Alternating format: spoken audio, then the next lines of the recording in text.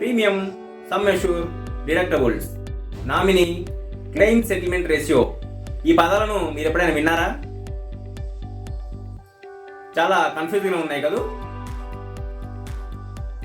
Don't worry, రాబోయే కొద్ది నిమిషాల్లో నేను ఈ పదాలన్నింటినీ సులభమైన ఉదాహరణలతో వివరించబోతున్నాను. ఈ వీడియో చూసిన తర్వాత మీరు ఇన్సూరెన్స్ అంటే భయపడడం ఆపేసి చాలా అర్థమయ్యే విషయంగా భావిస్తారు. ఇలాంటి మరిన్ని వీడియోస్తో ముందుకు రావడానికి మా ఛానల్ సబ్స్క్రైబ్ చేయండి, లైక్ చేయండి, షేర్ చేయండి మరియు కామెంట్ చేయండి. ఇక మొదలెడదాం. First term insurance. ఇన్సూరెన్స్ అంటే ఊహించని పెద్ద ఖర్చుల నుంచి మీకు ఆర్థిక రక్షణ కల్పించే ఒక భద్రతా వ్యవస్థ. ఎగ్జాంపుల్, మీరు ప్రతి సంవత్సరం కొంత డబ్బు చెల్లిస్తారు. భవిష్యత్తులో ఏదైనా పెద్ద సమస్య వచ్చినప్పుడు ఇన్సూరెన్స్ కంపెనీ మీకు క్లిప్ చేస్తుంది. ఎలాగంటే మీ ఇంటిని కాపాడడానికి ఒక సెక్యూరిటీ గార్డును పెట్టుకున్నట్టే. Second term policy. పాలసీ అంటే మీకు మరియు మీ ఇన్సూరెన్స్ కంపెనీకి మధ్య జరిగే అగ్రిమెంట్. ఎగ్జాంపుల్, మీరు హెల్త్ ఇన్సూరెన్స్ తీసుకుంటే ఏవి కవర్ అవుతాయి, ఏవి కవర్ కావు అనే వివరాలు పాలసీ డాక్యుమెంట్లో ఉంటాయి. ఇది మీ ఇన్సూరెన్స్కి సంబంధించిన రూల్ బుక్ లాంటిది. Third term policy holder. Insurance పాలసీని కొనుగోలు చేసే వ్యక్తి. ఎగ్జాంపుల్, రాహుల్ ఒక హెల్త్ ఇన్సూరెన్స్ తీసుకుంటే రాహుల్ ఒక పాలసీ హోల్డర్ అవుతాడు. Fourth term premium. ప్రీమియం అంటే మీ ఇన్సూరెన్స్ను యాక్టివ్గా ఉంచడానికి మీరు చెల్లించే మొత్తం. ఎగ్జాంపుల్, ఒక హెల్త్ ఇన్సూరెన్స్ పాలసీ సంవత్సరానికి 12,000 ప్రీమియం. ఇది ఒక మెంబర్షిప్ ఫీజు లాంటిది. Sum assured. సమ్ అష్యూర్డ్ అంటే పాలసీ నిబంధనల ప్రకారం ఇన్సూరెన్స్ కంపెనీ చెల్లిస్తామని హామీ ఇచ్చే మొత్తం. Example, 50 lakhs sum assured for life insurance policy. ఇది మీకు లభించే మొత్తం రక్షణ. Sixth term coverage. పాలసీ ఏ ప్రమాదాలను లేదా పరిస్థితులను కవర్ చేస్తుందో తెలియజేసేది. ఎగ్జాంపుల్, హెల్త్ ఇన్సూరెన్స్లో హాస్పిటల్ ఖర్చులు కవర్ అవుతాయి. Seventh term claim. పాలసీ ప్రకారం ఇన్సూరెన్స్ కంపెనీని డబ్బులు చెల్లించమని చేసే రిక్వెస్ట్. ఎగ్జాంపుల్, హాస్పిటల్ బిల్లును ప్రజెంట్ చేసి పేమెంట్ చేయమని అడగడం, అవసరమైనప్పుడు సహాయం అడగడం లాంటిది.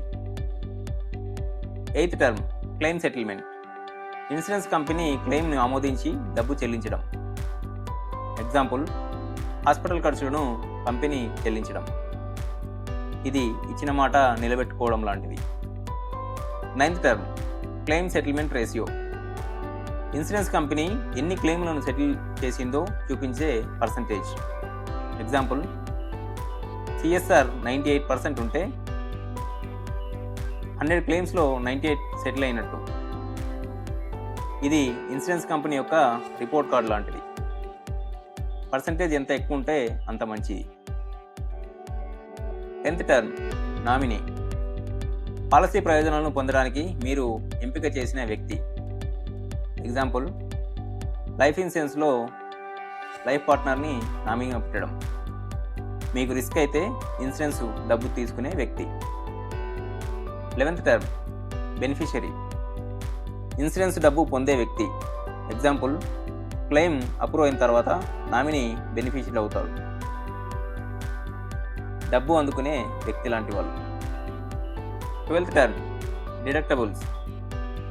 ఇన్సూరెన్స్ కంపెనీ అన్ని ఖర్చులు కవర్ చేయదు, కొన్ని మీరు భరించాల్సి వస్తుంది. అవే డిడక్టబుల్స్. ఎగ్జాంపుల్, హాస్పిటల్లో 1 lakh బిల్ అయితే 10,000 డిడక్టబుల్స్ అంటే మొత్తం 10,000 మీరు చెల్లించాలి. ఎలాగంటే బిల్లులో మీ పర్సంటేజ్.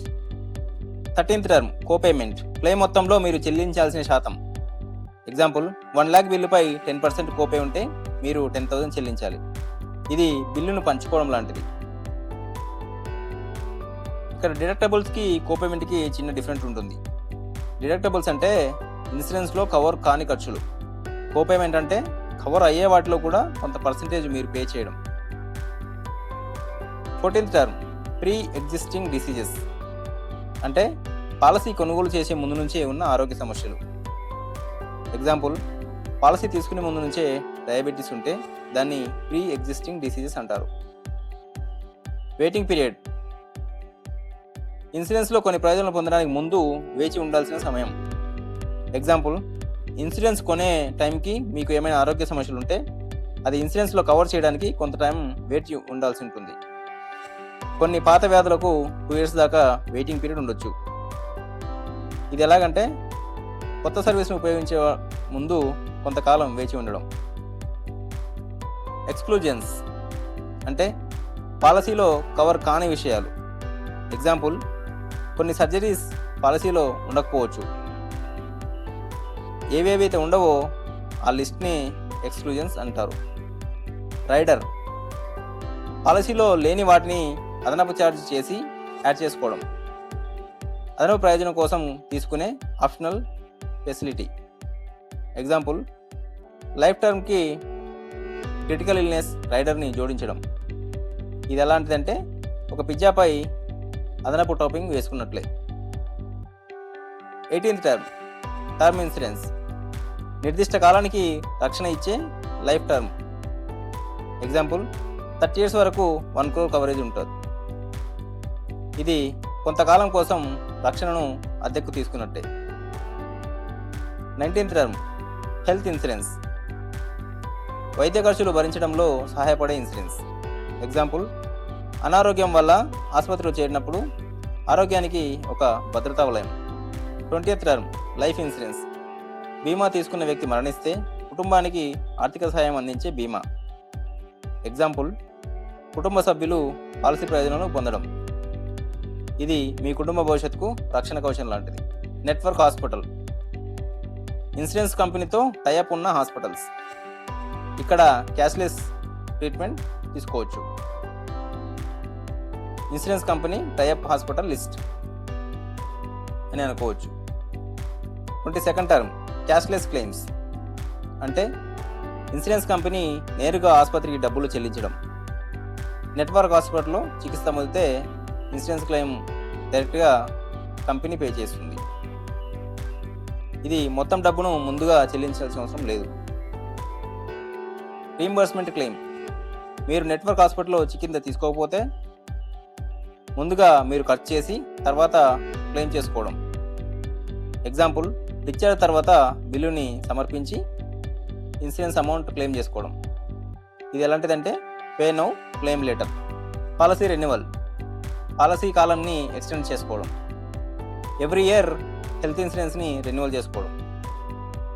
ఇది ఎలాగుంటుందంటే మీ రక్షణని పొడిగించుకోవడం లాంటిది. Grace period